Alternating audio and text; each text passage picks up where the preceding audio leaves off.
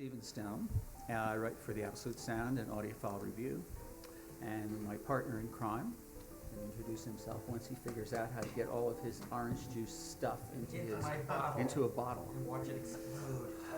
Is this music going to go on throughout? I certainly hope not. Get rid of it. Trying to make it sound like a real porno. Yeah, it is. It's definitely that kind of music, isn't it? It's Daft Punk, ladies Now, and gentlemen.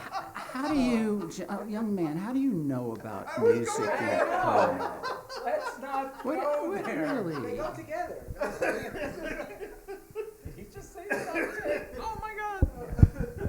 Yeah, We are recording last this, time ladies and gentlemen. We did this seminar was in Exponent in Chicago, and we were fortunate that there were no recording devices in the room. Indeed. We actually scanned it beforehand and checked everyone at the door. But yeah, I'm gonna get rid of TIDAL. Everybody knows what TIDAL is, right? Y'all know what TIDAL is. How many people actually have TIDAL service? That's really not impressive. Okay. All right, so why don't we go into whatever title is, since those people here don't have it?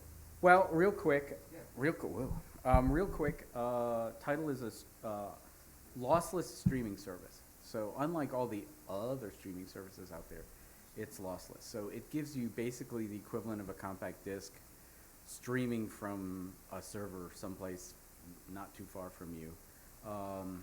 And an interesting thing is, we hope, they'll be implementing MQA. So eventually, might be a year from now, but eventually they'll probably turn on a switch. I tweeted a picture of their settings dialog, and there was a little checkbox for TIDAL to turn TIDAL on, and that disappeared within a 24-hour period. I guess they were testing it. Well, but actually, on the 8th floor, they are demonstrating a TIDAL in beta with MQA. That's correct. In the Brinkman room and the correct. Blue Sound room and a few other rooms up there where they are streaming MQA through TIDAL.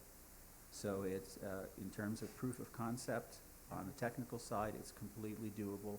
It's really only a matter of converting enough of the music to MQA so that it will have some sort of critical mass. Yep. I mean, you're dealing, Warner has come online for MQA, but that's an immense library. And actually, the way they're doing is sort of interesting. They're looking at what are the most popular tracks and popular albums, and those are the ones that are going to be encoded first. And also, in some cases, those are the ones you're going to be getting what they call their white glove treatment. There are various levels of MQA treatment. One is basically totally done automatically. You put it in. There's very little input by the engineers once it's set up. But there are other levels of MQA encoding that can take up to, I've heard, you maybe correct me if I'm 12 hours for one working on one track. But that's extreme care. I mean, that's the sort of thing they might do on one track of Kind of Blue. So there are kind of different levels of treatment.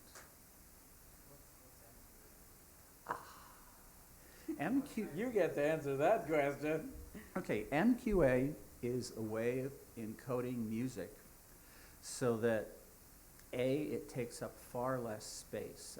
You can take a DSD 128 file and it's reduced 1/8 maybe? Yeah, 1/8 size. Yeah. So basically, for situations where you want to stream full resolution or even high resolution, it makes it so it's a much smaller file and gets through the pipes and can be transported much easier, and then is decoded back into full resolution at your DAC.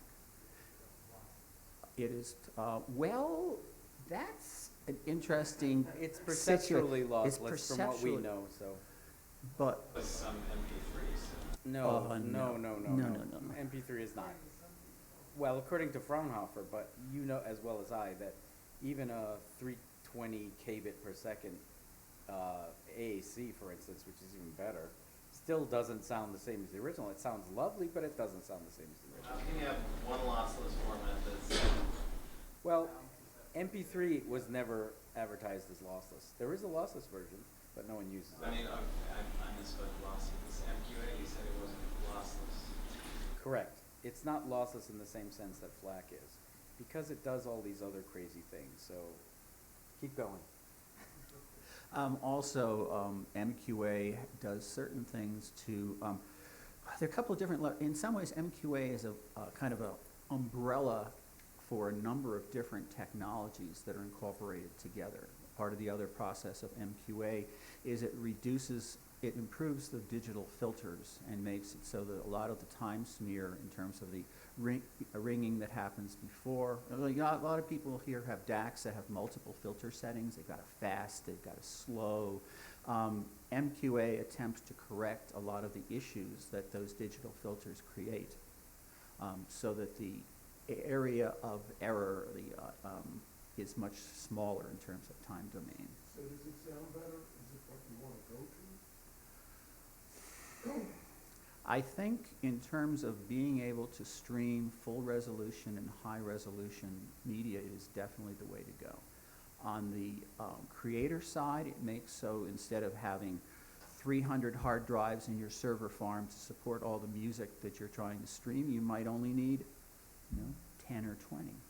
On the receiver side, instead of having to worry about, oh, this Wi-Fi is not, I'm getting dropouts, I'm getting breakups, I can't even get full resolution, is a way that many people, especially in portable devices and Wi-Fi situations, will be able to receive full resolution files and listen to them. And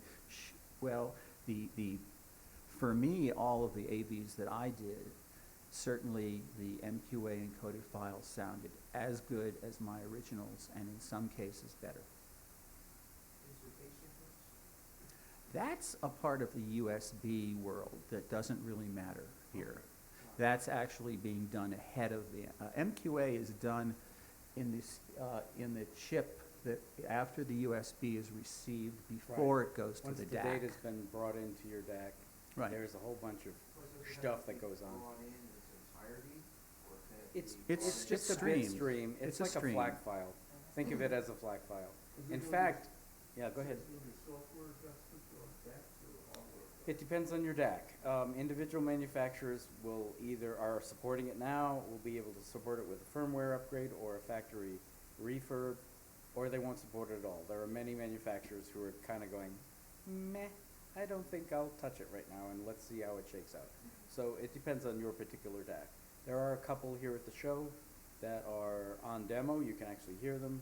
If you can get into the room, you can hear them. We both have a nice piece made by MyTech that has a super cool feature. It lets you turn on and off the decoding. So you can hear it as if it were a Redbook CD style file before you decode it, or you can turn on the decoding and puff it back up to its original size. So it's a I thought, very instructive thing. It's so. great to have a matched level AB built into Yes, the device. exactly.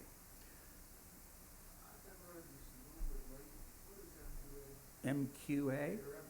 MQA is Master Quality Authorized is what it stands for. Actually, that was one of the other parts I didn't go into. That's right. Record labels. Authenticated. Authenticated, yes.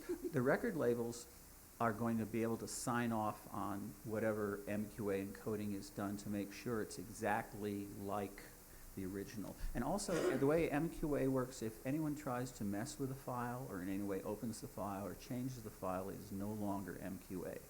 So that means that the files you get, when the MQA lights up, you're assured that it is exactly what you paid for. I mean, a lot of the problem with high resolution and a lot of the issues people with high resolution is many of the high resolution recordings are upsamples of Redbook or original analog recordings. And so they were never high resolution. So upsampling them in some ways it can make some improvements depending on the nature of your DAC, because certain DACs like to run at 88 or at 176 or at some other rate other than 44.1. Their processors work better that way, and so people will hear an improvement. But in terms of if you're buying high res or you want high resolution, the problem has always been, is it really high resolution? And what are its sources? What is its provenance? The nature of MQA ensures the provenance of the final recording to the consumer. So in a lot of ways, I mean, one of the problems with high resolution and why it hasn't taken off is the fact that everyone's gotten certain high resolution recordings that really weren't that great. And they didn't necessarily know why, so they kind of painted the entire thing, oh, high resolution, it doesn't make any difference. I listened to this file, it sucked. But they have no way of knowing if that really was what the provenance of it was. So MQA gives you a way of guaranteeing that high resolution is high resolution as defined by the original creators, the record label.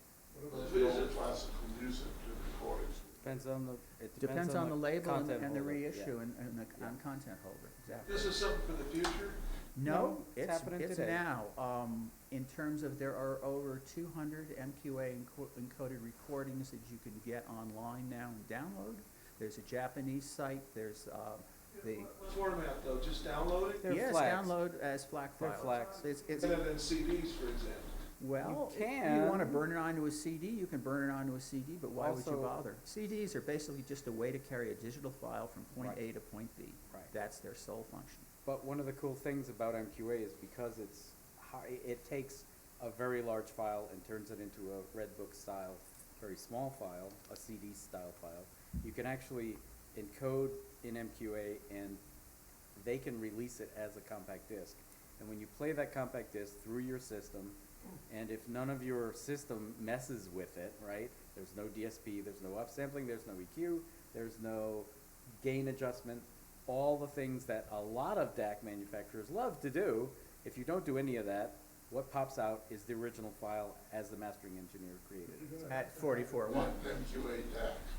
You would need an MQA DAC to decode it. If you didn't have an MQA DAC, you'd hear 44.1. a Redbook version, yeah. Redbook You'd hear 44.1, a yeah. little guy. Yeah. If you could decode it, you'd hear the original file, the big. And it's only the big DAC file. that you're changing. Correct. And it It's may only the not DAC. even be the DAC. I mean, there's That's true. some I mean, ideally, especially if they're planning to do a TIDAL MQA, it should be incorporated into the TIDAL app. Yeah, in fact. At that point, any DAC will have, will receive that high resolution, because remember, the app is doing the upstamp, is it bringing it back to what it should have been, and then the DAC sees, oh, it's a 192 file, we're happy, we're good. And so that would be the most elegant implementation, in my humble opinion, but it's yet to see if that's going to be what's happening. Yeah, look at look right there, guys. See that? That's Tidal's flag in their, this happens to be a Mara for Tidal, so this is a better sounding client for playing back Tidal, but it has a little guy there and you can turn it on and off. That just showed up, by the way, so. Yeah. That does exactly what you think. It turns the, oh, I'm sorry, I'm spacing, never mind. There's another one of those that was in here a couple of That'll months say ago MQA. that says enable MQA, yeah. Yes. Sorry, yes. I'm brain dead. It It's- is really it's early in the Sunday. morning It's for me. Sunday. Yes, We're it's Sunday. The brain cells have died. Mhm. Yes, and it has two levels of subscription, $10 for basically MP3 320, Yep. or $20 a month for WAVE at full resolution. And the beauty, actually, one of the things I love about TIDAL is when I first got TIDAL, I went in and started duplicating my home library. I want this, I want that, I want this. Within an hour, I had a library of about 500 titles that I can access from any portable device anywhere and play back. Yeah, my car, which Where is they're really stored in the cloud. I log in and I'm Steve, I'm here, give me my library, and it shows me my library. If you want your subscription. If I give up my subscription, all that work is lost, and I will be verklempt. cool. Super frequent. Pardon? Can you copy it onto a CD or? No, No, no. It's a streaming service. But why would you? Anywhere you go, you can just log into TIDAL and listen to the music, so why you need a CD? Right. Have you ever seen one of these? It's on your phone. Well, maybe not on your phone, but it's on a, I don't do smart. yeah, exactly, so.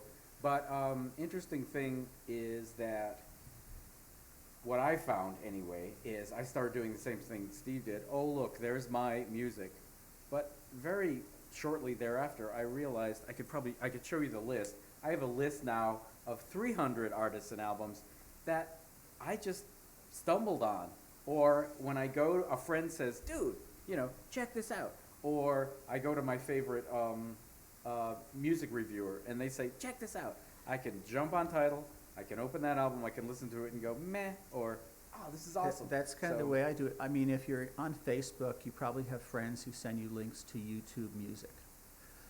YouTube has virtually no royalties for the artists. When I have real issues with YouTube and don't like to use it. So when somebody sends me a link to an artist that and a YouTube video that I'm interested in, I They're not open up getting paid Tidal. for it.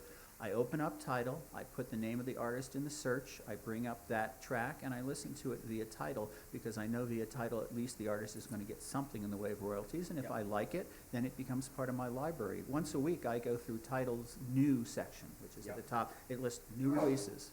I go through there and I listen to almost everything for sometimes only 15 seconds, but I get to play over, and if I find new music I like, I add it to my library. And then I go down to the genre section of Tidal, and I look in classical, and I look in country, and I look in Americana and bluegrass, and I look in rock, and again, I look for some new releases that maybe I'm not aware of, and I add them to my library. Are there other services that you subscribe to a month? No. At this point, I don't see, if I'm gonna listen to music, I don't want McDonald's, I want a steak. And Tidal can deliver full resolution, which is meat, a steak, and everything else. Can you share playlists? Um, Spotify? I think you I don't can. know. I don't know. I don't have anyone who ever wants to share my playlists. Yeah, really. Why would you ever want to share a playlist? No, There's so the let's suppose interface. Somebody likes your selection and wants to play Yeah, something for the I month. don't believe there is that. I mean, feature. you can do links There's no through, if reason why you're you on, couldn't, though. if you're on Tidal, it gives you the chance of putting into Facebook, I'm listening to this track on Yes. Tidal. So you can Just do that. what we all need, frankly. But Right, anyway, to fill Facebook, well, it gets rid of the political posts. I'm trying to lean on Sulus. How can I get rid of Sulus and save what I've loaded on? Oh, that's the trouble with these services. They're not portable. Sulus. The question was, yeah. He has a library in Sulus, and he wonders how that can be transferred.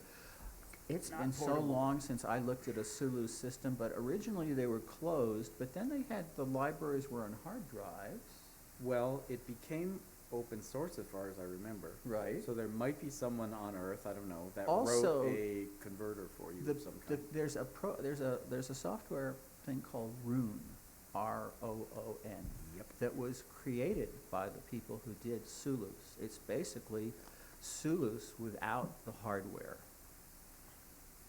I believe. Roon is fantastic. If you guys are geeky, tweaky people who like to read everything there is about a particular artist, what they did on it's this not tour. It's still and- not the same as the liner notes. I wrote a column about that recently. It's The true. one thing I really hate about the demise of the LP is the loss of liner notes.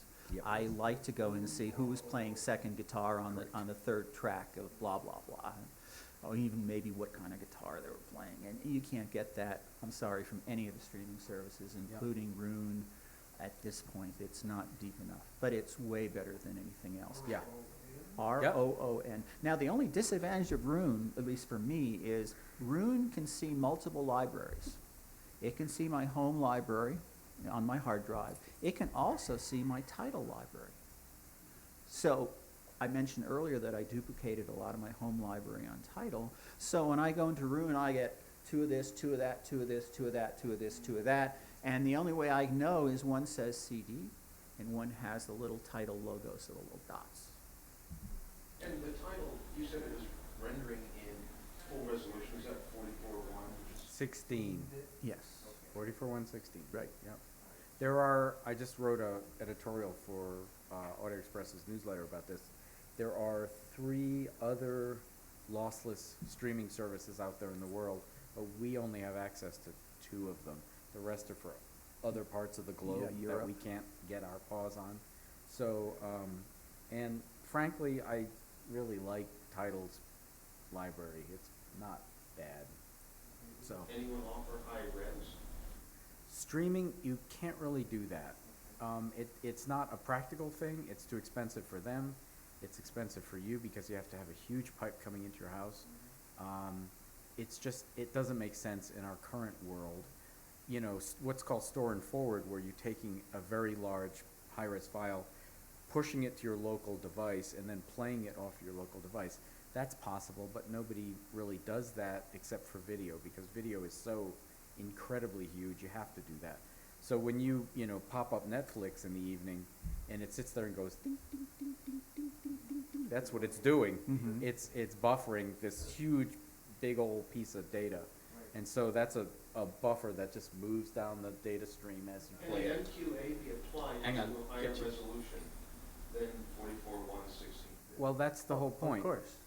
The master file can be any resolution currently, and someone the other day announced double speed DXD. So basically, any normal resolution that professionals use to do recording can be encoded as MQA and squished down to these little tiny files. Because basically what they're doing is folding the higher resolution versions into the noise floor of the 44.1 file.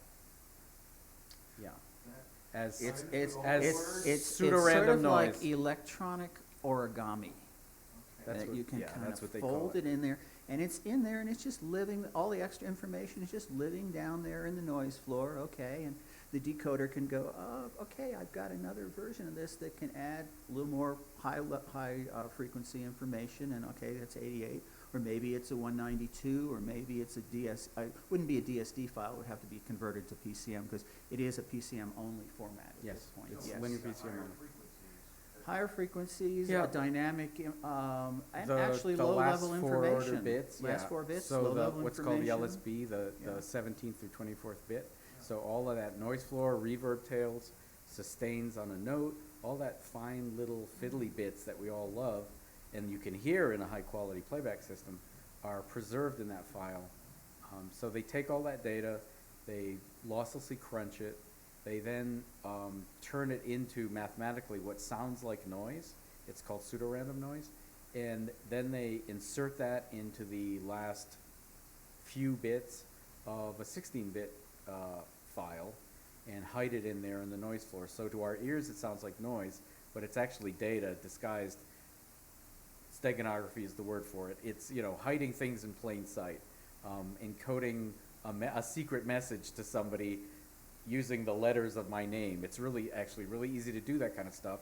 These guys do it mathematically, hide that data in the data word of a normal 1644.1 file or 48 K file, and then the decoder notices that stuff and puffs it back up into a full size, its original resolution.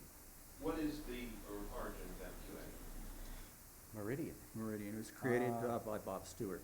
Yeah, I'm Peter Craven, from a format called MLP, which was the Meridian lossless lossless packing. Yes, the original lossless format used for DVD audio. So they took that research, they piled a bunch of new thinking on top of that, and that's the way it is. Hang on a second. The Sir. gentleman behind you had a question. Yes. Did the math in 96 kilohertz, 24-bit stereo. Yep. It's 4 megabits. Yep. If you do FLAC compression, that's 2 megabits. That's Correct. less than digital This video. Yes, this is much higher efficiency than a FLAC file. It's a Yes. completely different way of doing the math. No, Oh, than video. actually, where Sure, you said sure. streaming high def audio. Nobody wants to, nobody wants to make a business out of that, you know? It's totally practical. Netflix does that amount of data. Well, but the problem is you're looking at home audio and home audio receivers. You've got to realize that most of this music is being played on portable devices, on smartphones. The demographics of audio in the past 2 years has changed radically. So now audio file is streaming and portable. In terms of if you're planning to be Yeah, alive in in theory. 25 years, it is. The average audiophiles over 55, their percentage of the total market share of purchases in 2014 was 36% of the market.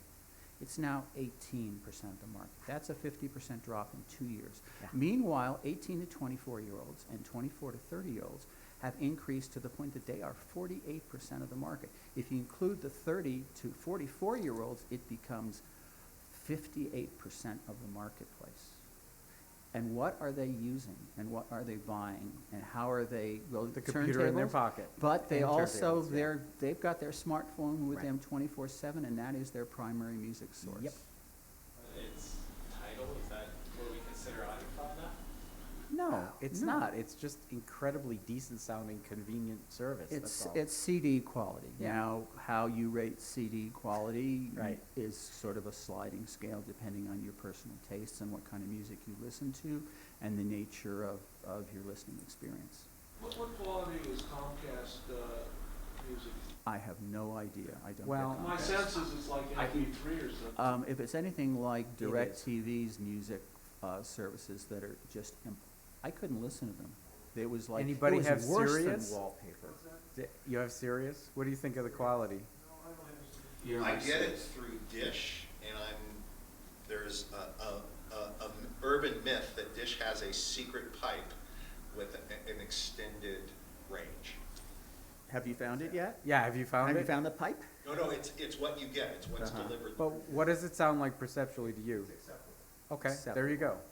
So I can't listen to it, frankly. It drives me absolutely batshit. I listen to the compression artifacts and go, ugh, what were they thinking?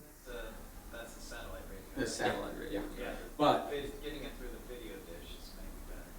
I'm sure it is better. And again, it's all about perceptual quality. Our brains are insanely adaptive. And so we can listen to something and say, yeah, I understand what they're saying. I understand the lyrics. You know, when you listen to the subtleties of it, it's probably erased. But again, music for most people is entertainment. It's not them tweaking on it. So, you know, we tweak on things. We tweak on things for a living, but you guys tweak on it, you know, you're adjusting things and swapping tubes and doing stuff like that. Your average person is more interested in the entertainment value. A little side story. About 15 years ago, I participated in a study done by the United States to determine what was the minimum level of digital quality needed for first responders. And basically went through a series of tests of listening to voices and and it was about decipherability. And there was a point where you could decipher what somebody was saying. But I spent a long time as a radio base for, again, first responders radio base, and it's all analog.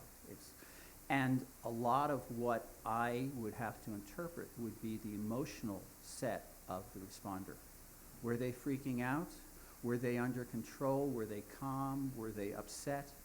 And although I could decipher the words at a fairly low resolution level, I could not tell their emotional affect at that level. It required, actually they never came up with a high enough digital rate for me to be able to tell whether somebody was happy or sad or upset or angry.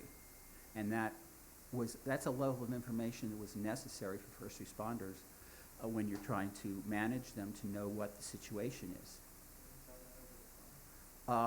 Better, yes, I can tell that over the phone. Yeah. And I any can of us certainly could. tell that over your standard radio signal, but I could not tell it over these digital things. And that's the line. If I only needed to know what they were saying, good, we've got a national system, it would work. If I need to know how they're feeling, it was totally inadequate. Have you guys auditioned the 818 V3 No. It's pretty. Sir. As we're talking about business viability, Sure. can you comment on Pono? Oh. I love my player.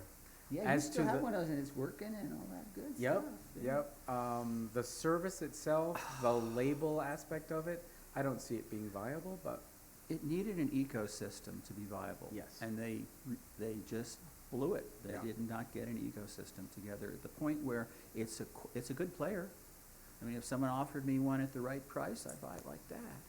But understand that it's just an MP3 player. now that's all you can really rely on, Yeah. so. But it's a killer.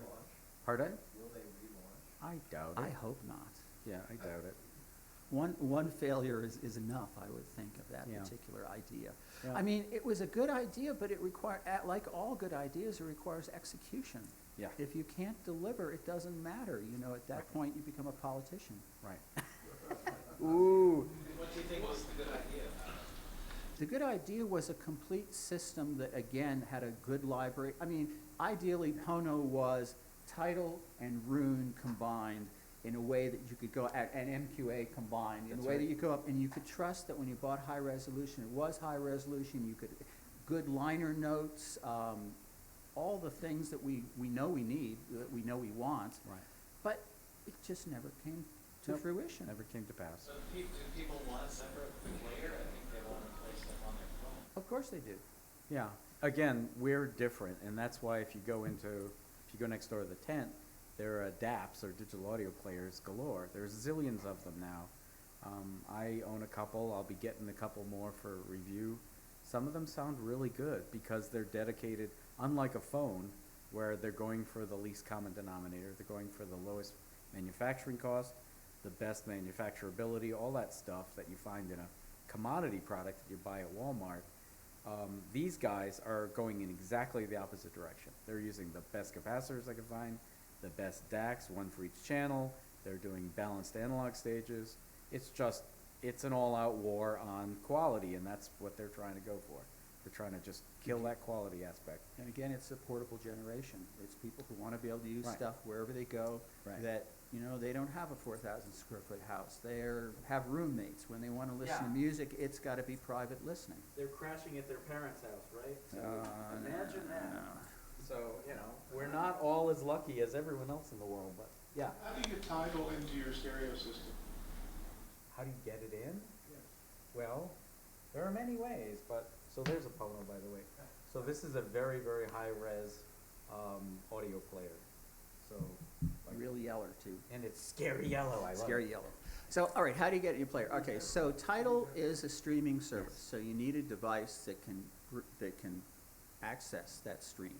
Well, does that mean a smart TV or a smart DAC? In some cases, yes. DAC, AVR, that thing I showed you a moment ago, you could have it on your computer and just feed that to your stereo. And by the way, it has a line out, so you could send that out. So, first of all, you could get it through, if you have a smart TV or a smart DVD player, you could get TIDAL into your stereo. I've never seen a television or a Blu-ray player that has that service. But I have seen many portable players that do. Some come preloaded with TIDAL. Yes. Again, because That's it's not a mobile. portable device unless you consider a laptop a portable device. Yes, it is, and you can get TIDAL to run on your laptop. I often Yeah, run it on my Windows and laptop. Mac. So then how do you connect it to your stereo system? Well, you either have the analog out of your laptop, Back with a USB. then you have the analog out of your DAC, of your USB DAC. And since TIDAL, the USB DAC sees TIDAL as just another music track Data that's coming stream. through data stream. It doesn't really care where it's Yep. come from. Yep. So at that point, it's just like handling, even loading a CD into your tray, in essence. USB cable from your computer to your To your DAC. Okay, And that's it. And then, one other question that I've never understood, are there really differences in USB cables? Unfortunately, yes. Yes. And boy, I was shocked. I'm sure you've been shocked too. Yeah, that's a good example, but there are a lot of others. I mean, I use one that cost $200, and it totally destroyed one that cost $1,400. So, and as an engineer, that makes absolutely no sense to me. But damn if I couldn't hear the difference. And I wasn't just making it up. I sat some of my engineer friends down and said, "Shut up and listen," and they listened and went, "Oh, I like that one better." I was like, "Okay, that was a USB cable you were listening to," and they went, "No." And the beauty of an AB with USB cable is you don't have to worry about the volume changing. Yes, it's always the same data stream. In theory, unless somebody's so clever they figured out a way to make a USB cable that has gain, which so far they have We not really don't managed to want do. that feature, We really but- don't want that feature, but, the guys, what could make the difference here? Well, if it was louder, that would make a difference. We Yeah. always prefer louder. I Yes, mean, problem with humans AB prefer tests, louder. even a 0.1 dB difference between two sources on an AB will make you favor the one that's louder. Yeah. We all love loud. $200 brand. It's from Australia. It's and I can't really tell you. I did a review. If you go to AliExpress, if you go to HIFI ZINE, you'll find the review. Well, is there less esoteric? Yes, always Sure. start with a Belden Gold. Belden Gold is the base level of performance. Yep. At which point, if you find something that you like sounds better than a Belden Gold, use it. If you find Yeah. something, Belden, Oh, Beldan, DEN, Belden is the brand name. It's a giant manufacturer of wire. Right. Everybody, including your mom, so Yes, everybody has. everybody has Belden, and it's the gold level. The CAS, Colorado Society, did a little test where they had a variety of USB cables and plugged them in, plugged them out. And? And the one that we rated number 2 was the Belden. Belden with the shielding removed. Ah, Prior to that, yes. it was down a little lower when it was in its natural Right. state. Then It's we can because get it's into- bringing noise with it. Yes, and then we you get strip into that what away. dielectric does for cables, which is something that a lot of what I will refer to as flat earthers, the guys who believe that capacitance and impedance are the only things that matter in a cable, don't believe. There's a wonderful test that I recommend everybody do if they have a really cheap pair of cables, you know, the ones that came with their Sony CD player, the black ones with a little red thing. If you slice it lengthwise and remove the outer jacket, you can do an AB, but with a jacket on and a jacket off. Again, you're not adjusting your volume, it's perfect AB, and just see if you hear a difference. Just listen. Just listen and see if you hear a difference. Dielectric is one of the critical elements in all cables, because you've got to realize that the signal is traveling around the outside of your wires, right? So it's interacting with whatever is insulation around those wires to protect you from electrocuting yourself. And depending on what that material is made of, that will have an effect on your signal. That's why, like, okay, cable lifters. Yeah, everybody knows snake oil, cable lifters. What does it do? You know. All right, so you got a cable. It's on the floor, right? He's here all week, by the way. 1/3 of it is now has a different dielectric if it's on the floor, right? It's different material. This is air. Absolutely. This is something else. Okay, so that's going to have an effect. How Yeah. much of an effect? Depends on your system, depends on your ears, depends on the cable. But Especially how if hard you have is it to polypropylene lift the carpeting, cable for up off instance, the so- floor with some Dixie cups? Is it going Right. to cost you 50 cents? Oh, maybe. You can do that demo yourself. You'll still say, oh, it's snake oil, you don't hear any difference. Or maybe it's just nice to have them off the floor because then you can vacuum under them. It's just nice. Is there a difference between the single-ended digital cable and the Balance. the one that's sends a picture to your? I mean, You talking HDMI? there are two. No, from your DAC to your, or from your CD player to your DAC, for example. I mean, I run digital. So you're running from a transport to your DAC? What kind of connector? Let's That's what I'm talk. saying. Is there a difference between the two main connectors? Which ones are you Well, you're thinking talking of? Toslink and SPDIF? Toslink and SPDIF. Oh, God, yes. Yes, Never Toslink used is, Toslink. Toslink is, except if you have an extremely noisy environment in terms Oh, of ground loop come issues. on. I mean, a couple of years ago, I noticed a lot of situations where sometimes there would be ground loops or high EMI or areas where I basically wanted to totally isolate my computer system Yeah. from my analog audio system. Yep. Toslink is not a mechanical, it's not a metal to Electrical. metal electrical connection. Yeah. So therefore, you can isolate your computer completely from your analog audio system. That If makes you need sense. to do that. Hopefully, you won't need to do that because your power is well enough managed and you're all on one circuit and ground loops are not an issue. And then you Yeah. can use SPDIF, Yeah. which is a higher resolution, better solution. If you live a block from a radio transmitter, it might be a better Yeah, solution. if But it- in general, the quality of the audio data passing through a plastic optical fiber cable, that's what it's called, those crazy FO5 connectors that have Toslink on the end, that plastic fiber is the worst way to transmit digital data of all the ways there are. And so glass Better. ones are very good, Way but better. those require ST connectors, very esoteric, very crazy. Although at my house, the way I have things rigged up, I have from Corning, the guys that make, my Gorilla Glass and this glass, I have a glass fiber Thunderbolt connection between my digital audio workstation and my music server. And that is 50 feet, I think. And it's glass, and you can tie it in knots, and you can step on it and do whatever you want. It's insanely cool, and it's because it's Thunderbolt, it's crazy high data rate. It's like this level of data rate. So, but that's very esoteric. So glass is great. Glass is also completely out of the running for most people. And if you look on any of the products at the show, you won't find a glass connector on the back. It's a special thing called an ST. It's a funny looking BNC style connector, except for glass, for optical fiber, so. Exactly, it used to be used a long time ago for ATM networks and other, telecommunication stuff. It's completely out of favor now, so, but anyway. So is the optical connection over fiber, is that bad because of jitter or? Exactly, Yes, it's because primarily of, jitter. the incredible, the jitter is caused by the loss through the plastic fiber. Plastic fiber is super high loss, so something that's this big at the transmitter is only this big at the receiver, which means you have that much less noise immunity. So if you know about eye patterns and that kind of stuff? Okay, so, yeah, degraded eye pattern, yeah, yep. Sir? You using USB 2 or USB-C, or it doesn't matter? Oh, it matters because there are some situations where you don't have implementations for USB 3 yet. Yeah. That's true. So most of the audio devices currently available on the market are USB 2. It could be argued that there is no need for USB 3 in terms of the higher bit rate for audio. The isochronous mode is the cool thing, but nobody implements it, so. Yep. So yeah, and I just said something weird, ignore me. But yes, okay. very tweaky. So yeah, mostly you're seeing USB 2 devices out there now. Are there a lot of differences in SPI cables? Yeah.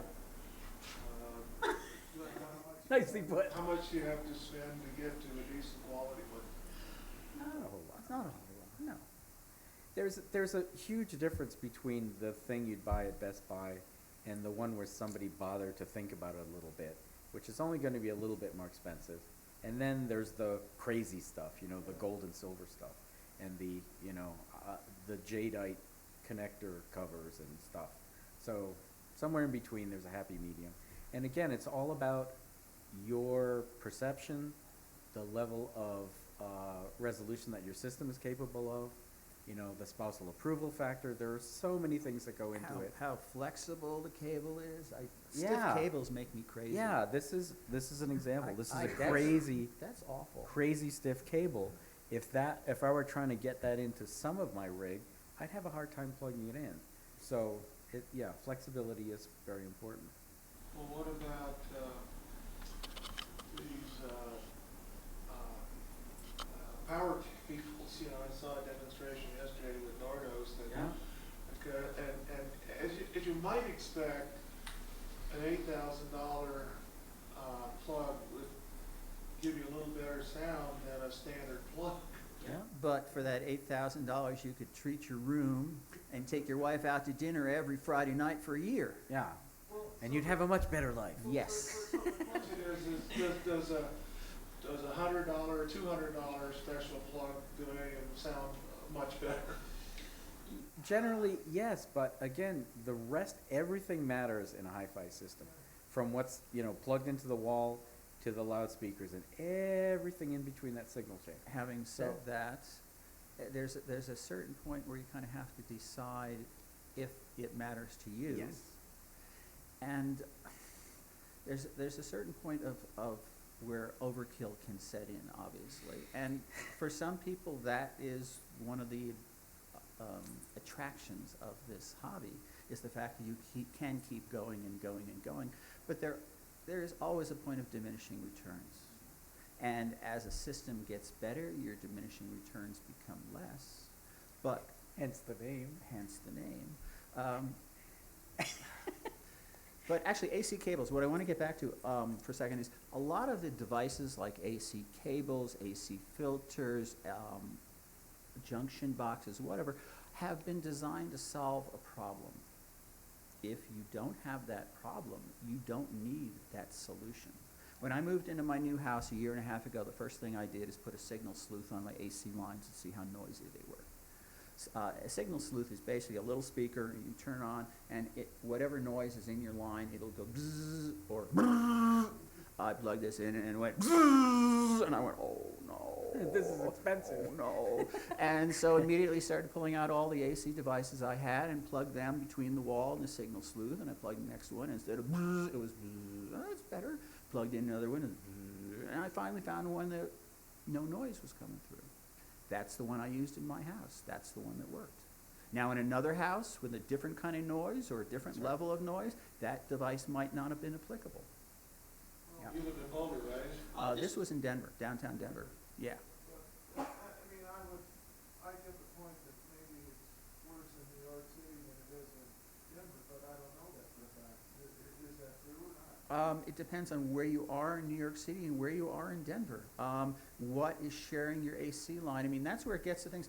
The whole line, oh, you know, you haven't done anything in the AC line and you're expecting to do things in the last 8 feet. Well, yeah, because I want to filter out all the crap that's been added in that thousands of feet to the transmission of my AC line. Yeah. If you have a foundry next door, I mean, most of us don't, but if you have heavy machinery next door, yeah. A welder, just if you have a please. welding shop, Please they make it stop. really do it. There's a very well-known recording studio up a stone's throw from the Empire State Building in New York City.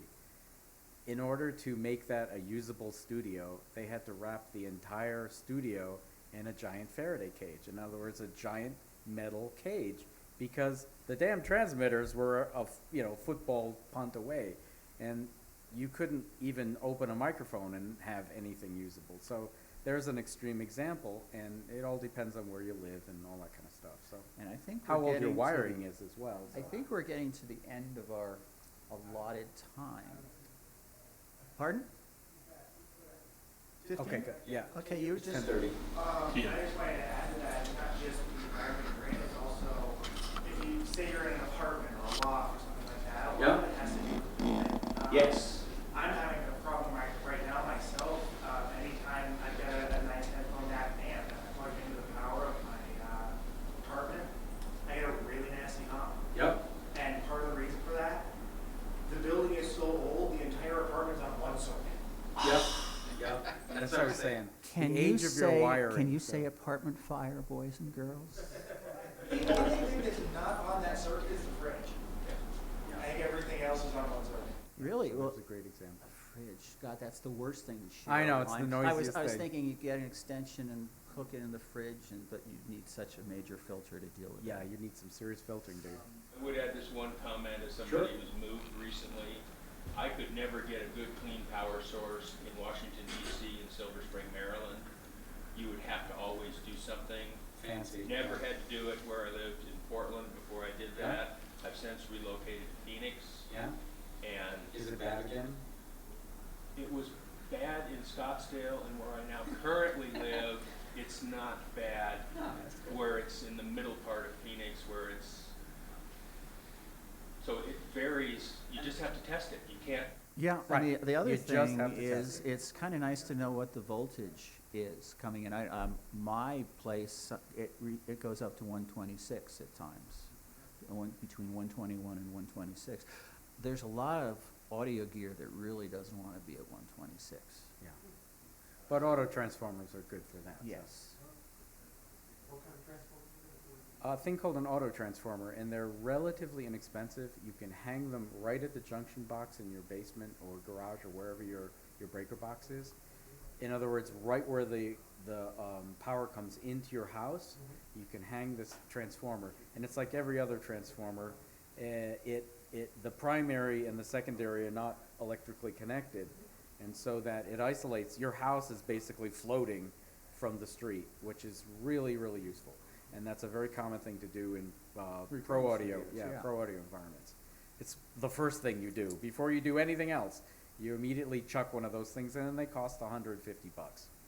And they're huge, they're heavy, but And they once they're in hum. place, The other thing is they make hum. acoustical You're noise. not going to have it in your listening room. No, they make acoustical noise, so you got to keep them in the basement or wherever. But yeah, it's an auto transformer, or an isolation transformer is more Isolation. commonly sold. Yeah, well, actually, they usually they are two different things, but usually it serves double purpose. So, an ISO transformer is what you'd buy to get one job done over voltage is what you buy to get the other, and usually it's the same thing. You can buy one device to do that, so, yeah. How do you know, so you got this noise coming in your house, how do you know what to do with it? Trial and error, at least Yeah. unless you're using the autoformer solution. Does that mean you go out and you buy one of these, power conditioners? Yes. Yeah. Or, I mean, the other thing is, I live in Denver. Except for Florida, we have more lightning hits than any other state in the nation. Anyone who does not have their audio system on some sort of conditioner or some sort of protection device is asking for getting to replace or buy a new audio system. Well, I have my current one on. The reason I have a current one is because of lightning. Because of Yeah. lightning. Yeah, so And I lost 5 components. that's easily done. I mean, I have everything on conditioners and some sort of protection devices, and but still, when I see a big storm coming in, I unplug I everything. unplug everything. Yep, that's the thing to do, Because- guys, but What kind of conditioners do you have to buy? Can you go to Home Depot and get a decent conditioner, or? I personally use the PS Audio Deck Tets as a passive conditioner, and then I have one of the PS Audio power jobbers for all my front end gear. And again, and actually for my computer in my audio system, I have that on an APC conditioner, one of the ones that it creates a sine wave. Problem with a lot of conditioners is they do not generate a sine wave, they generate a square wave, which you do not want to use with audio gear. It's really only suitable for computer. So you need to find something that does a sine wave. nasty. Yeah, square Yeah. wave, nasty. Yeah. In the back of the room? Purpose, yes. Do you like serve protection on every input in your house? Because I only started doing this after losing. I lost a bunch of like switches and routers and stuff, but I've actually lost equipment due to lightning that came in the cable. Yes. Yeah, it can come in through the cable. Yeah. I don't have cable. That's not my Yes, problem. I at don't all. either. Yeah. Yes. But if you're FiOS, that's not an issue either, because then it's not a electrical mechanical connection. Well, it depends where the lightning hits, but Yeah, of course. If it hits basically close just, enough, it you don't know, matter. duh. If it's close enough, you're dead. You don't have to worry about any of your gear. There you go. know? It's no issue. Yes. Um, Ball lightning bouncing around your living room. We're getting close here. Let's see, what are we doing? We got another 10 minutes, all Another right? 10 cool. minutes, we're good. Can I just quickly off, do my digital a bit? I have a home theater system and I have a stereo system, and in some ways they get connected sometimes because I run a cable between the two of them. But when I had my original home theater system, I had a RCAM receiver, and I always had hung in it. And I thought maybe to some extent it might have been a problem with the receiver, but then I've now switched over to a new system. I've got a separate Rance processor and a Parasound power supply, and I'm getting hum in there now. And First Two thing- words, ground loop. Yeah, what you should do is unplug everything from your receiver. Did you say you had? No, I have Integrated now amp? a processor and a amp. Okay, Separate amp. so a power amp? Yes, Okay, so your processor and your, first thing to do, make sure everybody's on the same circuit. So go do some sleuthing or get an electrician in if you need them, and get everything on the same circuit. 90% of the times, You mean the same plug? no, The the same breaker, the yeah, same good way of breaker. putting it. Right. But that's the same circuit, and once it's on the same circuit, most of the ground loops will go away. But if you still have ground loop problems, selectively start with everything unplugged, slowly plug things in, going from the power amp backwards, and at some point in time, you'll plug something in, and you'll find the culprit. And the culprit needs to be dealt with in some form or fashion. I would say deal with it harshly. Yeah, I there you recommend a go. ball peen. Yar! Get nasty. I recommend dealing with it harshly, such as with a ball peen hammer. Yes. But somebody said A lot of these, Yes. ground loops often come from your cable TV connection. Yes. Cable Yes. TV is notorious for creating ground loops. So an ISO transformer in that line is a good thing. you can take one of those extenders without the third plug in it and put it in between your. That will lift the device. It's also that safety ground is there for a reason. So You if don't want to lift do it- that with a power amp. Yeah, you No, certainly don't. no. That's why it's called safety ground. But yes, that is one really nasty, quick way of getting rid And of I the problem. use that a lot. I have like a drawer full of cheater plugs, 3 to 2 plugs that have all been filed down so they're not like one side thicker, so I can whip them around. And a lot of times with subwoofers, that's one of the tests I'll find that to get the lowest hum, it might involve Yeah, inverting. actually polarity is, Yes. that's right. Yep. But Something to try. I think what you're saying is, you don't have to put it in your main plug. You can go around and start listening to the one that causes the hum and then stick the cheater in the. Try that, yeah. Yeah. And you flip could- it upside you could down do and that. try it in And the if outlet as well. if the device is like a CD player, using a cheater with it is not gonna endanger your life or Right. livelihood. A two-pin appliance, there is no safety ground, so you Right. don't have to worry about that. And of course. But they are polarized, so Yes, so you you need might- to get a cheater and file Or the fat file spade. that particular, yeah, I have a file I just Yeah. keep aside especially for those tasks. Yep, so try that, yeah. It's like being a musician in the 80s. Oh. Yeah, exactly. Oh, well, same thing, polarity Or is picking critical. a microphone up and going, and getting blown off the stage, yeah. Les Paul, It's a special bless feeling. Les Paul, bless his heart, one of his favorite practical jokes, and this is back in the 30s and 40s when microphones were at much higher bias than they are now, was switching the polarity on the microphones and laughing like crazy when somebody touched the microphone on their lips and was knocked on their butt 3 feet away. Yeah. Yeah, there you go. This is something that's, I've been wondering for a long time. About 5-6 years ago, I bought a gray stack, and they said you could use it as a preamp, and I had a decent preamp at the time, and I couldn't tell any difference, so I eventually got rid of the preamp. But I've always wondered, if you have a good quality DAC like that and you use it as a preamp, are you really getting close to or as good a sound as you could from an expensive preamp? Yes. That's a mighty short answer. Okay, I'm one of those guys that likes less stuff in the Yeah. signal chain. Yeah, I okay? agree. I don't There- even use a preamp. There for that are some reason, so. situations, if you have an especially long run, that a DAC pre-pro just doesn't quite have enough drive to be able to do the run. At that point, a line stage will offer a better alternative.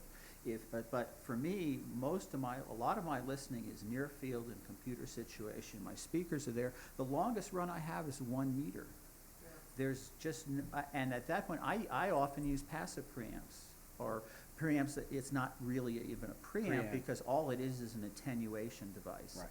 And then it just comes down to the quality of the attenuation device. Because I don't need gain.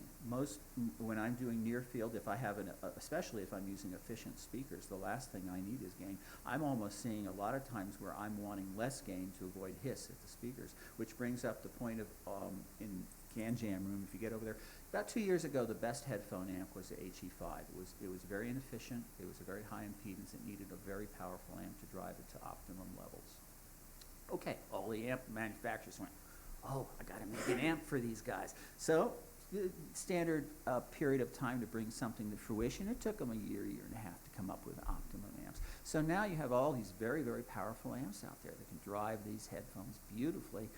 In the meantime, those last 2 years, the headphone manufacturers have said, smartphones. We've got to make our headphones more efficient with higher sensitivity so that smartphones can drive them. So the best headphones out there now, things like the Focal Utopia, are efficient and sensitive, and you put them into the same amplifiers that are designed for HE5, and what do you hear? So a lot of it is it's system matching, whether it's a whole room full of stuff or just 2 pieces of gear. Right. You can take great gear and mismatch and get just really screw cruddy it up sound. totally, yeah. At the same time, you can take very modest gear, and if connected with other gear that's synergistically applicable to it, end up with a very nice performance level. Yep. So, it's the cook and how they combine the recipe, not necessarily the ingredients themselves. best ingredients always help, Always but they help. don't necessarily make for a delicious dish, so. Yeah, you give them to me and I'll still butcher them. Yeah, there you go. I'll give you a really nice dinner. Let me think. Yeah, we're getting near wrap-up time. Well, yeah, thanks, guys. Yeah. It's been fun. I hope you maybe learned something. I don't know. We'll maybe do this again next year if I can, I if I hope can so. convince him. Thanks so much. Really. Have a great day.